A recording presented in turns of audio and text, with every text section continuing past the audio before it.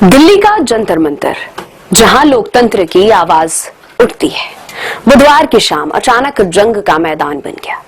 पत्थर चले, लाठियां चली, अफरा तफरी मच गई और इस हिंसा में कई पुलिसकर्मी गंभीर रूप से घायल हुए। अब घायल पुलिसकर्मियों ने जो आप बीती सुनाई है, उसने पूरे घटनाक्रम को नया मोड़ दे दिया है।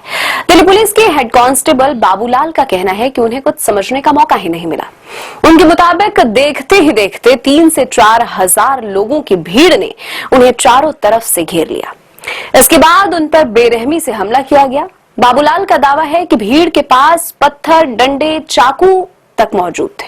हमले में उनका सिर फट गया है, हाथ टूट गया है और शरीर पर कई गंभीर चोटें आई हैं। बाबूलाल बताते हैं कि उनकी ड्यूटी सुबह 8 बजे लगी थी। पूरे दिन हालात सामान्य थे, लेकिन शाम होते होते माहौल अचानक हिंसक हो गया।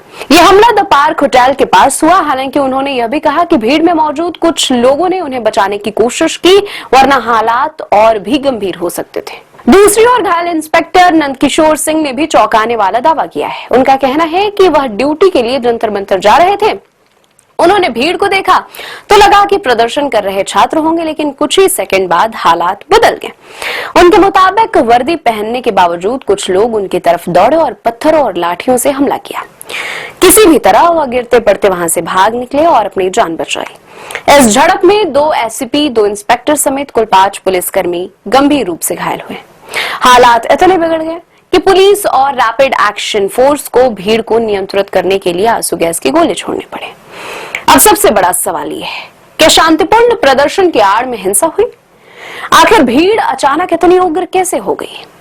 और इस पूरे घटनाक्रम के लिए जिम्मेदार कौन है? इन सवालों के जवाब जांच के बाद ही सामने आएंगे, लेकिन जंतर मंतर की यह हिंसा कई बड़े सवाल छोड़ गई है।